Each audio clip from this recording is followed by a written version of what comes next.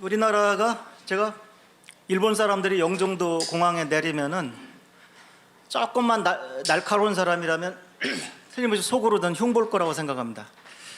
이 철도를 일제 때 놨기 때문에 우리나라가 지금도 철도를 좌측 통행하고 있습니다. 그래서 공항에 딱 들어오면 공항철도는 좌측 통행해서 서울로 들어오고 그 옆에 길은 우측 통행해서 들어옵니다. 그러니까 자동차하고 기차 다니는 방향조차 통일 못한 나라가 우리나라입니다. 그러니까 물론 일제 때는 자동차가 다 왼쪽으로 다녔겠죠. 근데 해방 후에 이제 미군이 진주하면서 차도 몇 대 없는 나라가 좌측 통행하고 있으니까 미군이 그냥 다 바꾼 겁니다. 그래서 우리나라가 그 기차와 자동차가 다니는 방향이 다른 기구한 나라가 됐습니다. 근데 거기까지는 좋습니다. 원래 사람은 옛날부터 좌측 통행 일제 때 하다 보니까 어르신들 보시면 알겠지만 길을 건너가는데 갑자기 전 세계 어디에도 없는 이 화살표가 등장했습니다. 이게 그러니까 좌측 통행 시대에 등장한 겁니다. 사람이 왼쪽으로 건너가다 보면 차가 오른쪽에서 와서 서기 때문에 운전하는 사람이 조금만 한눈 팔면은 하루에도 몇십 명씩 다리가 부러지고 있는 겁니다. 그러니까 좌측 통행 시대에도 우측 통행하라고 그려놓은 이 화살표가 지금도 이게 남아 있습니다. 근데 원칙을 정확하게 하게 되면 큰 문제를 해결하게 되면 작은 문제는 따라서 해결되는 것입니다. 최근에는 아시다시피 우측 통행으로 이제 바꿨어요. 그러니까 이제는 화살표 팔자가 국민들한테 우측 통행을 계몽하는 아주 훌륭한 화살표로 바뀌었습니다. 옛날에는 땜빵이었죠. 옛날에는 좌측 통행 시대 건널목을 건너갈 때만큼은 오른쪽으로 건너가라는 땜빵이었는데 전 세계 어디에도 없는 웃음거리였습니다. 제가 봤을 때. 근데 이제는 이제 필요가 없는 거죠. 언젠간 없어지겠죠. 이제 우측 통행으로 제도를 바꿨기 때문에 그러니까 결국 자동차 다니는 방향만 제대로 통일을 해도 이 원님 덕에 나발 분다고 화살표 팔자가 바뀌는 겁니다. 오늘 제가 아까 사법연수원에서 오늘 일이 있어서 거기 그 판사님들하고 일하다 왔는데 그 마도역에서 여기까지는 우측 통행해서 오고요.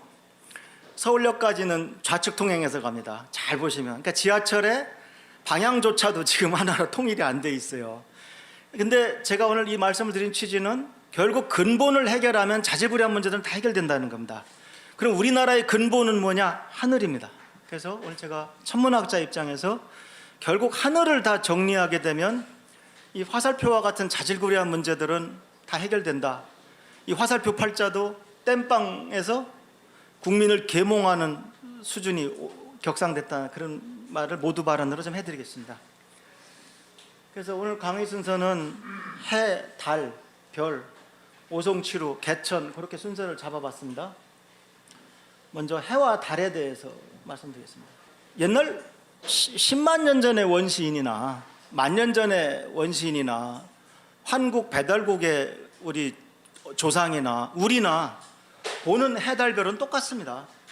예. 그런데 우리가 이제 해, 달, 별로부터 우리나라 문화가 모두 출발한 겁니다. 아시다시피 우리 해, 달이란 이름부터가 정말 외국에서는 예를 들어 영어의 sun은 그런 뜻이 없습니다. 그런데 우리 해는 우리가 한 해가 같다. 365일 한 해가 같다. 그 해가 저 해입니다. 해가 옛날엔 해가 지구를 한 바퀴 도는 걸 한 해라고 했으니까. 그 다음에 한 달이 같다. 그 달이 보름달에서 다음 보름달까지 즉 달이 지구를 한 바퀴 도는 걸 한 달이라고 하는 겁니다. 그러니까 우선 해와 달과 같이 기가 막힌 이름이 남아있고 우리가 옛날부터 해와 달을 숭앙했다는 증거가 이름에도 남아있습니다. 그래서 우리가 밤하늘에 보이는 해, 달, 별이 얼마나 신비로우냐 그 원시인의 심정으로 한번 세상 문화를 다시 돌이켜볼 필요가 있습니다. 과연 옛날 사람들은 지금 현대인에 비해서 굉장히 무식했느냐? 그렇지 않습니다. 저도 놀랐어요. 예를 들어서 사람이 그 인간 문명이 이렇게 진화한 걸 보면 처음에는 말도 못하게 정말 질이 낮습니다. 우리가 약 300만 년 과학적으로 300만 년이라고 우리 역사를 보는데요. 290만 년이 구석기 시대입니다. 290만 년이. 그 다음 마지막 10만 년이 신석기 시대입니다. 그 말은 무슨 뜻이냐면 날카로운 돌을 집어서 이렇게 찍고 쓰다가 요거 갈면 좋겠다 그 생각하는데 290만 년 걸리는 겁니다. 잘 생각해 보세요. 그러니까 인간 역사가 300만 년이지만 사람이 사람답게 사는 거는 지금 사실 얼마 되지도 않습니다. 이게. 근데 그럼에도 불구하고 한 10만 년 전이면은 뭐 석기 시대지만 10,000년 5,000년 전만 해도 얘기가 달라집니다. 저는 정말 놀라운 게 다 아시다시피 우리 태극기가 5,500년 된 국기 아닙니까? 어머니 태호복희는 5,000년 이전의 사람이잖아요. 전 세계 200몇 개 국기 중에서 5,000년 넘은 국기가 어디 있습니까? 이집트, 뭐 메소포타미아 문명 맨날 얘기하지만 이집트 국기가 5,000년 된 국기입니까? 이건 정말 생각하면 정말 한국 사람으로 태어난 것이 너무 자랑스럽고 그렇습니다. 이게 뭐 자기들끼리 하는 얘기라고 하지만 객관적인 증거 아닙니까? 예. 물증을 대면서 얘기하는 거지 않습니까? 그래서 일단 우리 조상들이 옛날 하늘의 뜻을 받아서 자연의 일부로 살고, 한국 사람으로 태어난 사람은 20대 젊은이들이라도 나이 들어서 뭐 하고 싶으냐 그러면 결국 동양화 속에 그 초당에 앉아 있는 노인이 돼서 자연을 관조하고 결국 자연 품으로 돌아가려고 합니다. 그 우리 민족의 그냥 타고난 그 DNA입니다. 그래서 그런 얘기를 좀 천문을 핑계로 얘기를 하겠습니다. 그 중에서도 정말 우리가 언제부터 이렇게 하얀 옷, 흰 옷을 즐겨 입고 외국에 침략도 안 하고 때리면 맞고 했느냐? 그렇지 않습니다. 다 아시다시피 옛날에는 장영조 원장님께서 제가 참 말씀드리기 그럽니다만 옛날에 뭐 선인들, 뭐 조위 선인들, 뭐 검정 옷을 입은 무시무시한 무사들이 삼조고 까마귀가 언제부터 재수 없는 새였습니까? 이게 참 태양에 사는 무시무시한 태양신입니다. 그래서 잘 보시면 세 발이 아니고 짐승의 발을 가지고 있어요.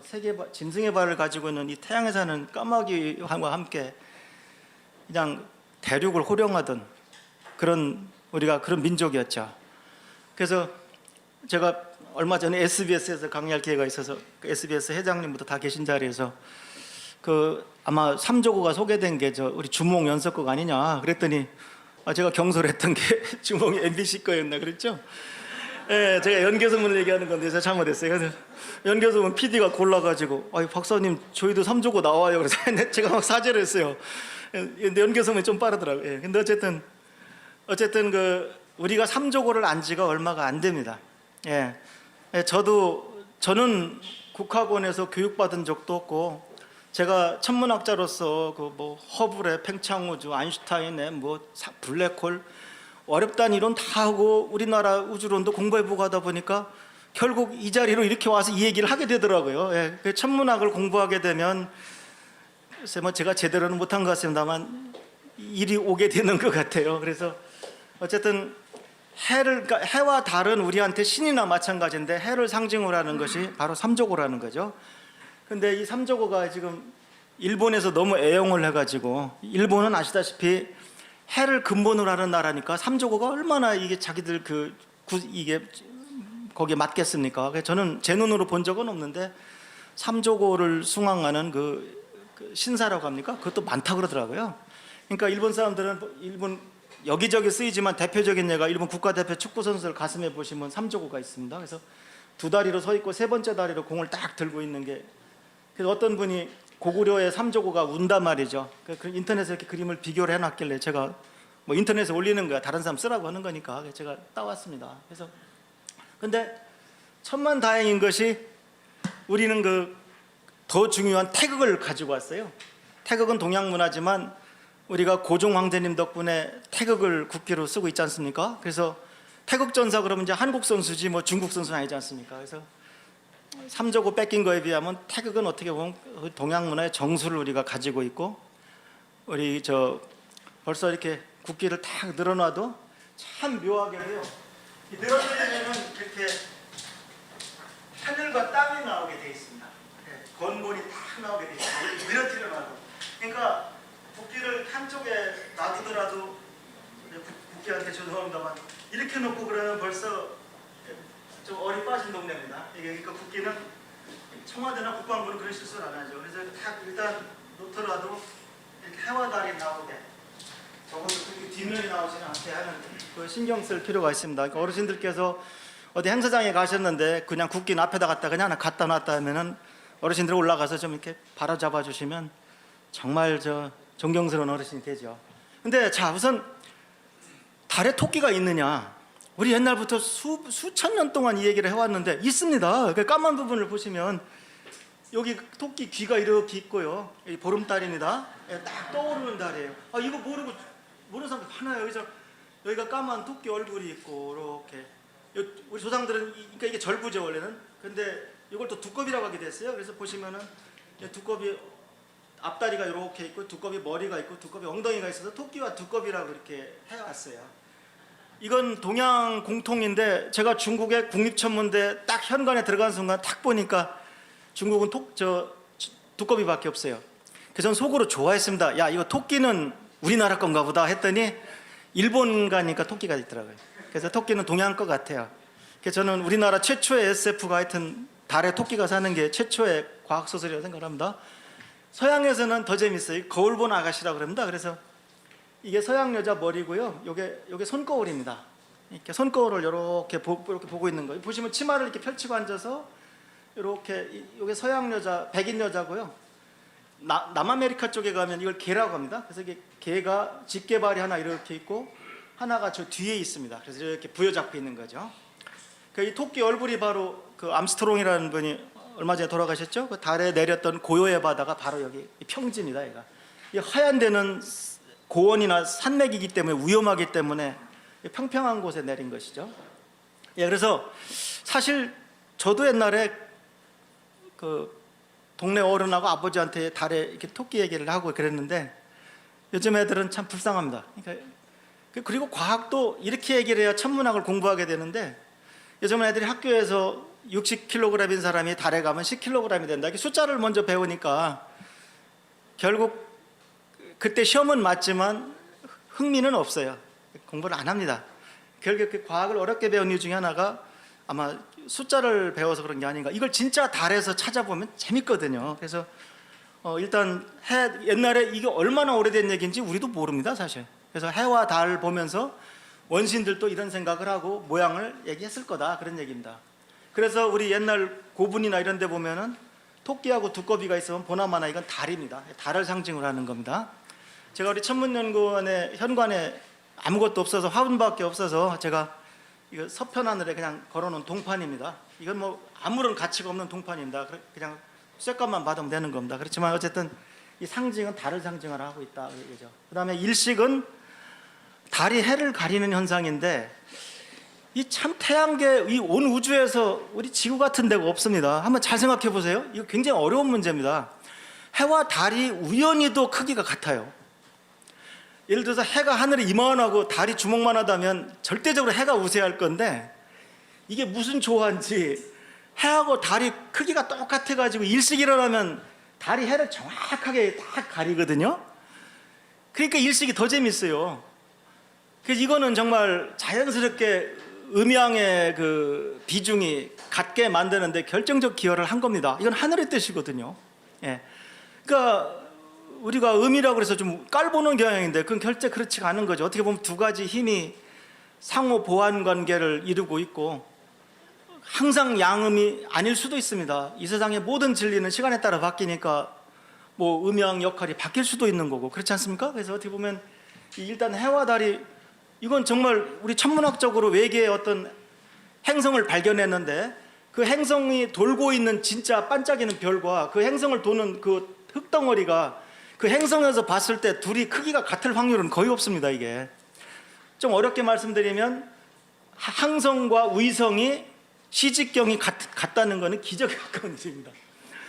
그 만에 하나 정말 신을 찬미하고 싶으면 이렇게 활용해도 돼요. 뭐 안 믿으면 지옥 간다 이렇게 식으로 할 게 아니라 예를 들면은 오해하지 마실 것은 저는 개인적으로 종교는 없습니다. 저는 뭐 교회, 절, 성당, 뭐 도장 뭐 어디도 나가지 않습니다. 저는 과학자로서 제가 아는 말씀만 정확하게 말씀드리고 오늘 물러나겠습니다. 그래서 일단 해와 달이 크기가 같은 것도 기적이다. 더 과학적으로 말씀드린다면 해가 달보다 400배 큰 대신에 400배 멀어요. 묘하게. 그렇게 기억하시면 됩니다. 그걸 기억하는 방법은 여러 가지 방법이 있는데 해까지는 빛이 8분 정도 걸려요. 달까지는 1초밖에 안 걸리고. 그러니까 400초라고 생각하시면 대략 400배 뭐니까 400초면 어떻게 됩니까? 근데 그 숫자가 좀 맞진 않는 이유가 달까지는 1.2초가 걸려요. 그래서 해는 그래서 대충 해보면은 그다음에 지구가 달보다 4배 크고 해가 지구보다 100배 커요. 그래서 400배 큽니다. 그렇게 환산하시면 대충 됩니다. 그러니까 8분 20초면은 어떻게 됩니까? 8분이면은 480에 한 500초 되잖아요. 그러니까 500초를 1.2초로 나누면 한 400 정도 나와요. 그래서 묘하게 우리 지구는 그렇게 돼 있습니다. 그래서 일단 해와 달이 옛날 원시인들한테도 비중이 같았을 거다. 그 얘기입니다. 그 다음에 일식의 원리는 다 아시겠지만 달이 지구와 해 사이에 끼어들어오는 건데 이 일식이 의외로 그러니까 자주 있질 않아요. 이게 다 평면상에 있으면 이 달이 금음이 될 때마다 일식이 일어나야 되는데 이것이 약간 어긋나 있습니다. 그래서 아주 그 계산이 보통 까다로운 게 아닙니다. 그 일식월식을 제대로 계산을 한 게 우리나라도 조선 초 칠정산 내외편이 나오면서부터 비로소 일식월식을 좀 맞출 수 있었습니다. 그러니까 세종대왕님 같은 분은 일식이 15분 늦게 일어나는데도 천문대장 볼기를 쳤습니다. 그 훌륭하신 분이. 근데 저는 이해를 해요. 왜? 내가 하늘이 내린 임금인데 내 나라 하늘도 못 맞추는데 내가 임금 맞냐 이거죠. 그 임금님의 그 쓰린 마음이 그 천문대 서운관장의 볼기보다 더 아팠을 거라고요.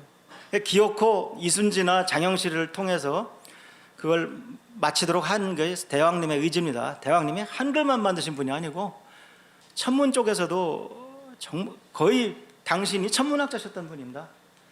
그다음 월식 또한 달이 갑자기 뻘겋게 들어가니까 옛날에는 아이고 임금님 무슨 나쁜 일이 벌어지는 게 아닌가 막 이런 불안감도 있었을 거고 월식이 왜 일어나는지도 고민했을 겁니다. 제 소설 개천기에서는 이 천문대장이 끝까지 월식이 일어나는 걸 이해를 못해요. 이해를 할 수가 없죠. 왜냐하면 그 당시엔 지구가 둥글다는 개념이 없으니까. 월식이라는 게 뭐냐면 월식이 뭡니까?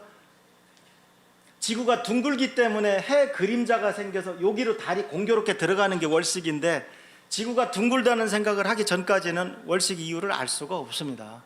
그래서 그거를 못 맞히는 그 천문대장의 그 괴로움, 근데 그런 것들이 좀 있죠. 그다음에 이제 달 모양의 변화는 원시인들도 다 알았습니다. 그래서 모양이 이렇게 바뀐다는 걸 알았죠. 그래서 나중에 한자로 이름이 지어졌습니다만 원래 이름이 있었는데 다 잃어버린 거죠. 그래서 초순달, 초순의 음력 3, 4일 달이라는 거죠. 상현달, 상순의 활같이 생긴 달, D자 모양이죠. 요건 아마 이름이 있었는데 제 생각엔 볼록달 정도가 어떨까 싶은데 이름이 없습니다. 그다음 보름달은 진짜 순수한 우리말이 남아있는 거고요. 하연달은 하순의 활과 같은 달이라는 일이 남아있는 거고 금음달은 이 이름이 묘해요. 달이 없는 밤을 금음밤이라고 하는데 금음달은 있어요. 그러니까 음력 1일을 보통 우리가 금음이라고 하는데 그 직전에 이런 달을 금음달이라고 합니다. 그런데 금음이 달이 없는 밤을 금음이라고 해요. 삭. 그런데 금음달은 있어요. 금음 직전의 달을 금음달이라고 불러요. 그러니까 그걸 오해하시면 안 됩니다. 금음이 달이 없는 밤인데 왜 금음달이냐 오해하시면 안 되고 이 방향이 꼭 항상 그러니까 이거 외우는 방향이 헷갈리는데 어르신들은 모르실 텐데 DJ DOC라는 가수들이 있어요. 저도 이름만 알아요. 이름을 딱 들으니까 DOC, D가 먼저 나오고 O가 나오고 C가 된다 그러면 이제 그건 안 헷갈려요. 근데 어르신들 저도 노래 한 곡도 모릅니다 사실은. 그러니까 저 어르신들 더 모르시겠죠. 근데 어쨌든 이게 재밌는 게요. 이게 쉬운 게 아닙니다. 호주나 저쪽 적도 아래로 가시면요 달 모양이 이렇게 바뀌어요. 이거 우리 학교 선생님들 많이들 몰라요. 그 다음에 의외로 선생님들이 가장 기본적인 걸 많이들 모르세요. 예를 들면 그 지구가 커다란 자석인데 북극이 N극이냐 S극이냐? S극입니다.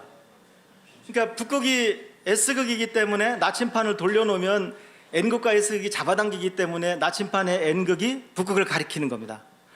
이건 뭐 절대 의심하지 마세요. 이거 일국의 천문대장을 한 사람이 하는 얘기니까. 태양계 행성 중에 절반은 북극이 N극이고 절반은 S극인데 우리 초등학교 선생님들 대부분이 지구의 북극이 다 N극인 줄 알고 계십니다. 지구의 북극은 S극입니다. 그래서 자침의 N극이 가리키는 겁니다. 생각해보세요. N극과 S극이 잡아당기니까 그게 이치가 맞죠. 북극이 N극이면 S극이 가리켜야 맞는 거죠. 그래서 그 다음에 많은 분들이 오해하시는데 우리나라의 해는 12시에 남쪽에 오지 않습니다. 12시 반에 남쪽에 옵니다. 왜냐하면 우리가 쓰고 있는 시간이 지금 이게 135도 기준이기 때문에 우리나라는 12시 반에 해가 남쪽에 옵니다. 그래서 과학 전람회나 이런 데 나가보면은 이 교사들이, 선생님들이 12시에 뭐 이렇게 그 봉우리를, 그래프를 맞추려고 노력한 흔적이 많이 보이는데 그건 한눈에 조작입니다. 그래서 제가 선생님들 깜짝 놀랐죠. 제가 쓱 지나가면서 그래프 딱 보고 선생님 여기 좀 바꾸셨죠? 그럼 얼굴이 하얘져가지고 제가 뭐 도사라도 되는 것처럼 그런 눈을 보시면서 어떻게 하셨습니까? 하는데 거짓말도 못해 이실 짓고 하는 거죠. 선생님 그래프를 이렇게 온도 그래프를 그릴 때 우리나라는 12시 반에 제일 온도가 높아야 이게 맞습니다. 일조량이 제일 많습니다. 그래프를 억지로 옮겨놔가지고 이게 대칭이 깨진 거예요. 저는 1초만 봐도 아는 거죠. 근데 이게 대단한 지식이 아니에요. 그런데 중요한 거는 다 12시에 남찍 온다고 생각하는 거죠. 그 다음에 그러니까 우리가 사주나 이런 것도 혹시 자녀분 결혼시키는데 궁합이 나쁘다 그러면 헤어지게 하지 마십시오. 왜냐하면 어차피 이거는 제가 봤을 때 이 옛날에 그 자축인묘 시간으로 환산해서 팔자 보기 전에는 맞을 가능성이 거의 없습니다. 예를 들어서 88 올림픽 때 썸머타임에서 태어난 애는 사주가 어떻게 되는 겁니까? 그래서 사실 지금 이 시간은 우리 민족이 해가 남쪽에 오는 자연스러운 시간은 아닙니다. 그거는 그러니까 실용성 때문에 바꾸기는 어렵습니다. 왜냐하면 이제 국제항공사에서 그거 허락을 해주지도 않아요. 그런데 그 다음에 유럽 같은 데는 오히려 통합하는 과정이 있습니다. 그래서 유럽, EU가 다 표준시 하나를 써요 지금. 중국도 대륙이 엄청 넓은데도 다 북경 하나를 씁니다. 그래서 오히려 분화되는 것은 불가능합니다. 그건 참고로 알아두시면 되겠습니다. 달 모양이 이렇게 바뀐다는 것도 모를 뿐만 아니라 이쪽은 초저녁 달이고 이쪽은 새벽 달입니다. 그러니까 군에서 소대장이 예를 들어 요 상현달은 요건 자정에 지고요, 요건 자정에 뜹니다. 새벽 달이기 때문에. 오늘 달이 상현달이니까 음력 7일 상현달이니까 자정에 지니까 새벽에 달이 없다. 더 경계 근무를 강화해라. 천문을 이용할 줄 알아야 됩니다. 근데 제갈량 시대만 천문이 중요한 것은 아닙니다. 근데 지금 오히려 이게 언제 뜨는지 모르는 사람들은 만년 전에 원시인 중에 똑똑한 사람보다 모르는 겁니다. 실제로 이 초승달은 초저녁 달이기 때문에 10시가 넘어가면 안 보이는데 신문 만평 같은 거 아주 중요한 만화에도 보면 새벽 상황인데 달은 이거예요. 그 다음에 노래 가사나 예를 들어볼까요? 깊은 밤 잠 못 이루 창문 열고 밖을 보니 초생달만 외로이 떴네. 그건 낮잠 자고 일어난 겁니다. 절대 깊은 밤이 아닙니다. 예, 그래서 너무들 이제 인용이 잘못되고 있어요. 그래서 이쪽은 새벽달이고 이쪽은 저녁달이다. 그것만 아셔도 보름달은 밤새 떠 있습니다. 그러니까 보름달은 해가 질 때 떠가지고 저녁에 딱 태평년을 뭡니까? 저녁을 잘 먹고 동편하늘 탁 보면 마치 화투의 팔광처럼 동산화에 있는 보름달이 태평년을입니다. 보름달도 높이 올라가면 주가가 떨어집니다. 이제 높이 올라가면 배고프죠. 야참이 생각나죠.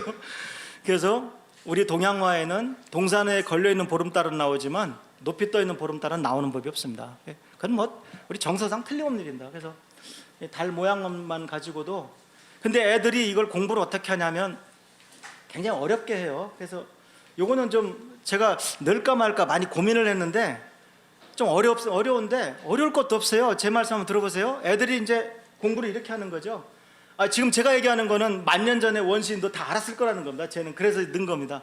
애들이 이걸 어떻게 공부하냐면 상현달은 정오에 떠서 연필로 막 이러는 거예요. 정오에 떠서 저녁에 해가 질 때 높이 떠 있다가 저녁이 되면 자정이 되면 진다 하고다. 그다음에 하얀달은 이렇게 막 연필로 했다가 하루만 지나면 잊어버려요. 근데 그렇게 이해하면 안 되고요. 자, 이제 어르신들은 딱 이제 초승달이라고 하는 것은 애들이 뭘 이해 못하냐면 해가 달보다 멀다는 걸 이해를 못해요. 왜냐하면 하늘에 같이 박혀 있는 줄 안다고요.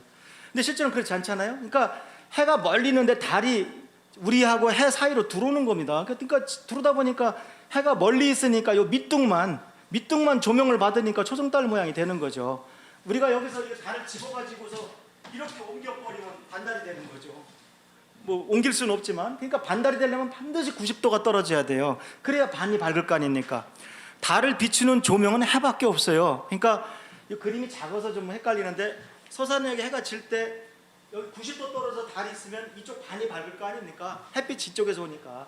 그다음 보름달은 서산에 해가 질 때 반대편에 있어야 햇빛을 이렇게 한꺼번에 다 받으니까 둥글게 보이는 겁니다. 그러니까 이게 지금 이 자리에서 달을 움직이게 되면 그림자 모양이 다 금방 바뀌는 달 모양이 바뀌는 겁니다. 이거 이해하시면은 이제 초승달이 서산에서 여기 있을 수는 없다는 걸 이해하시는 거죠.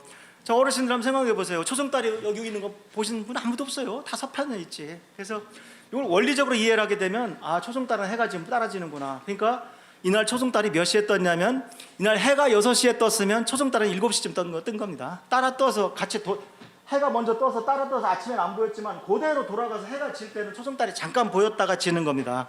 그다음 상현달은 이건 정오에 뜬 거죠. 정오에 해가 중천에 있을 때 떠가지고 90도를 유지한 상태에서 돌아가니까 해가 지면 상현달이 높이 걸려 있는 거죠. 그래서 상현달이 높이 떠 있으면 저녁 6시인 겁니다. 제가 거듭 말씀드립니다만 옛날 우리 조상들 이거 다 알았습니다. 옛날에 시계가 없을 때 어떻게 만납니까? 어떻게 약속을 합니까? 저 며칠 날 반달인 날, 그다음 제가 아직 얘기 안 했지만 북두칠성이죠. 어디 걸려 있을 때 만나자 이렇게 할 수밖에 없었어요. 어디 뭐 달력이 있어요, 뭐가 있어요? 그래서 사실은 천체에서 모든 것이 비롯된 겁니다. 그래서 요 위치만 기억을 하셔도 이게 그런데 쉽지가 않아요. 낮에 나온 반달, 그러니까 정확히 말씀드리면 오후에 나온 반달은 상현달이고요. 오전에 나온 반달은 하현달입니다. 요거 이해하기가 쉽지는 않습니다. 그런데 워낙 기본적인 지식이라 제가 그냥 넣어봤습니다. 요건 혹시 혼란스러우시면 그냥 잊어버리시면 됩니다. 예. 예. 달에 대한 가장 기본 지식입니다, 이것이.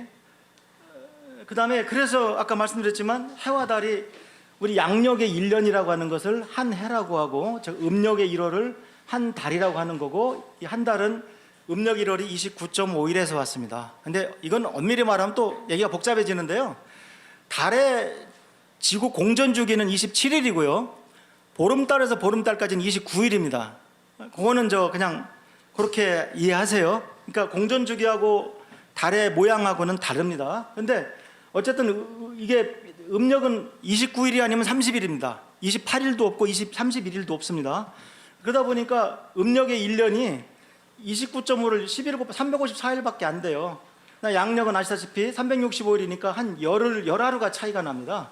그래서 3년이 지나면 1년이 한 달 정도 양력이 길어집니다. 이건 365일이고 354일이니까 3년이 지나면 11일씩 3번 누적되니까 한 달 차이가 나니까 윤달을 집어넣어서 3년에 한번 추가하는 요 달력이 나온 것이 우리 책력인데 이 윤달 집어넣는 게 언제 생겼느냐? 정말 오래전에는 생겼다고 믿는데 아무런 기록이 없어요. 아무런 기록이 없습니다. 1년이 360일이라는 걸 아는 것도 전 신기합니다. 우리가 그래서 여러분 선생님들께서 무인도에서 사시는데 1년이 360일인 줄 어떻게 알겠습니까?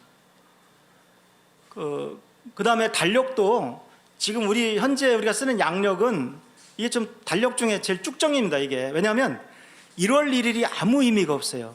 1월 1일 우리가 1년 그러면 쉽게 말해 추나 추동인데 음력은 음력 1월 1일 설날 직후에 반드시 입춘이 있습니다.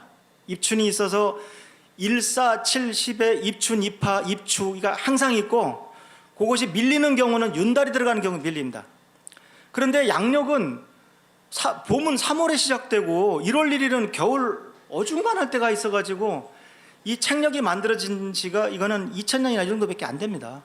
옛날 그럼 5000년 전에 우리 조상들 태오복희가 24절기를 만들 때는 반드시 음력을 썼습니다. 틀림없습니다. 음력은 의미가 있거든요. 그래서 어쨌든 윤달이 등장하게 됐는데 올해 그거 아십니까? 우리는 윤달이 3월이었고 중국은 4월이었습니다. 그 다음에 올해 단오하고 칠석이 중국하고 우리나라가 날짜가 다릅니다. 우리 중국이 하루 빨라요. 항상 음력이 우리랑 같다고 생각하시면 안 됩니다. 그건 너무 복잡하고요. 그래서 하나 24절기는 양력입니다. 그래서 양력인데 혼돈하지 말 것이 윤년은 양력이고 그러니까 4년에 한 번씩 2월 29일까지 가는 건 양력이고 윤달은 음력입니다. 그 다음에 24절기는 양력입니다. 그러니까 음력 1일에 춘분이 들어가니까 음력이 맞아 떨어지는 것 같은데 윤달이 들어갈 때 이렇게 뒤로 왕창 밀리기 때문에 윤달이 어긋나 버려요. 근데 양력은 잘 생각해 보시면 항상 3월 21일이 춘분이에요. 그 앞뒤지 3월 15일이 춘분이 되는 데는 절대로 없습니다. 그래서 근데 요거 제가 지금 드린 말씀이 좀 어렵긴 하지만 제가 알기로 태오복희 시대 5000년 전에 여기까지 다 알았습니다. 그러니까 이 정도 모르면 막상 타임머신 타고 가셔도 가르쳐 줄 게 하나도 없어요. 배워야 됩니다. 예. 그래서 첫째, 우리 조상님들 5000년 전 조상도 깔봐서는 안 됩니다. 그 당시에도 훌륭한 천문학자가 있었고 그런 부분이 있고 틀림없이 환단고기에도 태백일사 부분에 우리 그 배달국 시대 1년이 365일이라는 걸 알았다는 규절이 있었을 거예요. 근데 제가 정말 통탄하는 것이 거기 가필이 들어가 있어요. 그래서 거기 제가 개천기를 쓰게 된 동기도 하나가 그 가필을 뭉개기 위해서입니다. 저는 환단고기를 글자 그대로 믿으라고 하는 사람은 아닙니다. 저는 뭐 100%를 뭐 이렇게 믿는 사람은 아닙니다. 저 국학원하고 저하고 뭐 입장이 여러 가지 다를 수도 있는데, 제가 학자 입장에서 환단고기 태백일사에 몇천 년 전에 우리 조상들이 1년이 365일 5시간 48분 46초라는 걸 알았다는 가필이 있는 걸 보면서부터 가슴이 찢어질 것 같더라고요. 근데 왜 그러냐면 옛날에는 복사기가 없었기 때문에 수천자 수만자가 되는 글씨를 일일이 다 옮겨 적었단 말입니다. 근데 옮겨 적으면서 거기 틀림없이 배달국이 1년이 360일이라는 걸 알았다는 규절이 있었는데, 이 옮겨 적는 분이 어느 분인지는 모르지만 첨단 요새 들은 게 있으니까 그게 들어간 겁니다. 그러니까 몇 개 가필 때문에 아주 뭐 쓰레기니 뭐 이런 소리들을 하는데, 이 세상에 가필 없는 경전이 어디 있습니까? 어떤 거는 아예 저 학파 중에 한 팔을 다 죽여버리고 이쪽 걸 채택하고 별짓 다 했는데, 우리는 단지 옮겨 적는 사람이 몇 개 추가했다고 그래서, 그러니까 제 생각에는 환단고기를 전혀 가필이 없는, 이건 뭐 절대적인 거다 하셔도 제가 봐서는 안 됩니다. 그러나 그 중에 2, 3%가 뭐 2, 3%, 1% 안 될 겁니다. 그것 때문에 나머지를 다른 나라는 없는 역사도 만드는데 우리는 거기 수없이 많은 그 보석들이 있는데 그걸 다 무시하는 그런 어리석음을 발휘해서는 안 되고요. 그럼 또 하나 제가 느끼는 것이, 나침판이 없으면 우리 밤낚시도 못 갑니다. 10km만 나가도 중국으로 갈 수도 있고. 그런데 해초나 그 장보고가 뭐 인도는 물론이고 거의 이집트 바다까지 갔다는 기록이 있다는 거는 그 당시 천문학이 얼마나 발전했는지 알 수 있습니다. 밤에 항해를 하려면 별밖에 안 보이는데, 옛날 그래서 페니키안이 이 지중해 상권을 장악한 모든 나라는 천문학이 발전했었고, 서양도 왜 영국이 그린위치 천문대가 본초 자우선이 지납니까? 영국의 해상 왕국이 돼서 식민지를 개척하던 시절에는 영국 천문학이 최고죠. 뭐 뉴턴이 있을 때니까. 그래서 근데 우리나라도 마젤란이나 해초나 뭐가 다릅니까? 마젤란은 한 바퀴 도는 거고 해초는 반 바퀴 도는 건데, 그 당시 천문학이 얼마나 훌륭했는지를 우리가 모릅니다. 잃어버려서 아마 이 멍청한 후손들이 정말 조상들이 얼마나 훌륭했는지 저는 모른다고 생각을 합니다. 첨성대를 딱 보더라도 아까 보셨으면 알지만 이 360, 30이라는 숫자가 1년이 12달이 될 수밖에 없죠. 사람이 손가락이 10개니까 1년이 10달이 되면 편한데 왜 굳이 12달로 했겠습니까? 하늘의 뜻이거든요. 그래서 1년이 360일이고 대략 한 달이 30일이니까 1년이 12달이 될 수밖에 없죠. 우리가 수학에서 한 바퀴 뺑 도는 걸 360일이라고 하는 이유도 천문학에서 나온 겁니다. 360이 갑자기 왜 나왔겠어요? 그래서 인간이 200만 년 동안 알아낸 우주의 비밀이 12하고 360에 있습니다. 그동안 수없이 많은 원시인들이 죽어나가고 했겠지만 똑똑한 원시인들이 그 받은 우주에 밝힌 비밀은 360, 10이었던 겁니다. 그러면 첨성대가 지금 뭐 여기서 별을 봤냐 여기서 별을 봤냐 별 얘기 다 하는데, 중요한 것은 창문까지가 12단이고 여기가 12단이고 돌이 360 몇 개입니다. 창틀 뭐 포함하냐 마냐에 따라서. 그래서 보시면 여기는 어두우니까 세어볼까요? 하나, 둘, 셋, 넷, 다섯, 여섯, 일곱, 여덟, 아홉, 열, 열하나, 12입니다. 정확하게 12단, 돌이 360 몇 개라는 거는 쌓다 보니까 돌이 360 몇 개가 됐겠습니까? 아닙니다. 우리 조상들은 벌써 이 자체가 우주의 상징이고, 정확하게 아시다시피 첨성대가 반월성이 있으면 이쪽에 있습니다. 그래서 이쪽에서 왕을 바라보기 위해서 틀어져 있고요. 그 다음에 틀림없이 임금이 보는 북두칠성을 방해하지 않았을 겁니다. 그러니까 경주에서 반월성에서 보면 북쪽이 확 꺼져 있어요. 북두칠성이 우리나라 별자리거든요. 전래 종교가 들어오기 전에는 북두칠성이 바로 우리 어머니들이 정한수를 떠놓고 빌던 대상이었습니다. 그래서 지금까지도 우리가 개천절날 칠선녀가 춤추면 왜 칠선녀냐? 그 여학생들 지 역할이 뭔지도 모를 거라고요. 북두칠성이라고요. 네, 우리는 북두칠성 신성이 점지하면 태어나고 죽으면 칠성판 깔고 북두칠성으로 돌아갑니다. 하늘의 신선이 되는 거죠. 죽음을 두려워하지 않고 하늘의 일부가 되는 거에 대해서 아주 어떻게 보면 좀 즐겁게까지는 안 했겠습니다만, 상당히 자연의 일부라는 것에 대해서 굉장히 아주 놀라울 정도 철학이 담겨 있는 겁니다. 이런 거 하나하나 보면은, 그 다음에 아까도 말씀드렸지만 입사절기는 이 중에 이제 현대 음력이랑 잘 보시면 입춘이 1월에 시작한다. 현대 양력은 2월에 시작해가지고 1월이 정말 웃기는 위치가 있다. 그다음에 아주 비합리적이에요. 그런데 다만 24절기는 양력 날짜는 바뀌지 않아요. 경칩하고 춘분은 반드시 3월에 들어갑니다. 근데 음력은 윤달에 들어가는 순간 요 중에 중기가 하나 빠져요. 요 앞에 절기는 남아 있는데 중기가 하나 빠집니다. 그걸 어려운 말로 무중월 치운법이라고 합니다. 제가 여기 설명 안 할 겁니다. 그러니까 24절기 중에 12개를 절기라고 하고 12개를 중기라고 하는데 중기가 없는 달이 있어요. 그러니까 3월인데 경칩은 있고 춘분이 안 들어가면 그걸 윤 3월로 처리해 버립니다. 그런 식으로 무중월, 중기가 없는 달은 치윤법, 윤달로 다스린다, 그런 뜻입니다.